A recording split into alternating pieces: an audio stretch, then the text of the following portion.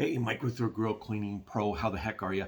Hey, I was every now and then I go through Facebook and I just kind of see, who's out there, what kind of uh, uh, pages other grill cleaners have, and just kind of check content. You should always be looking to see who's out there and always seeing who's new popping up, kind of a thing. But I noticed a comment on someone's page, and I don't know if this person is in business anymore, but because their last post was like in 2019, and there was no website attached to the name of the business, but uh, someone had left a comment saying, "Hey, how much for your service?"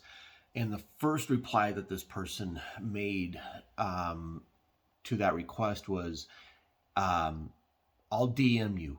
I'm cheaper than everybody else. You'll be happy with my work," something like that. And I immediately thought, like, why would you do that? Why would you just automatically tell someone, "Hey, I'll do it for less work than anybody else"?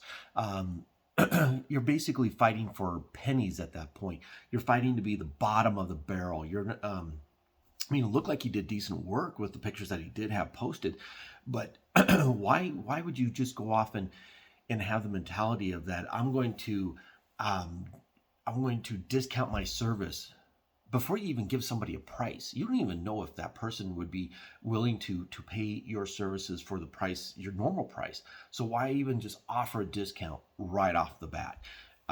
So I'm questioning,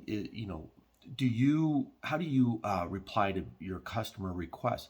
Are you just trying to fight for the bottom, the price shoppers? Or are you trying to fight for the people who are not price sensitive and are willing to pay your prices regardless of if you're the highest or not? There's this definite opinion out there with a lot of people that you either are going to be the highest or you're going to be the lowest. And if you're fighting to be the lowest, then you're probably going to go out of business. I don't know if this person went out of business or not, but he's no longer, his Facebook page is no longer active.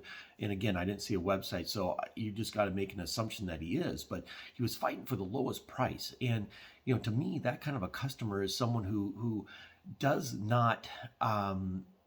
If they're wanting to go with the cheapest person, I'm going to let them go with the cheapest person, because I don't really want that kind of a customer. I want someone who's going to value our services, value us, and they're probably more likely going to appreciate the work that we're doing and refer us, and give us tips if they're that kind of a person.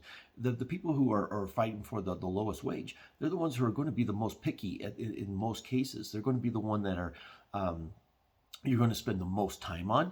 You're going to spend forever trying to clean their grill in most cases, because they have a cheaper grill. That the reality is you might as well just throw it away and get a new one. And now you're discounting your price, and you're taking forever to clean that grill, and you're just wasting your time and money. So and then on top of that, that customer may or may not be a repeat customer. So don't go right off and fight for the be the cheapest guy out there. You provide a service that takes a lot of labor, takes a lot of time, and the people that understand that are going to pay a higher service for that. So I hope that helps, and I'd be interested to know if you do provide discounts.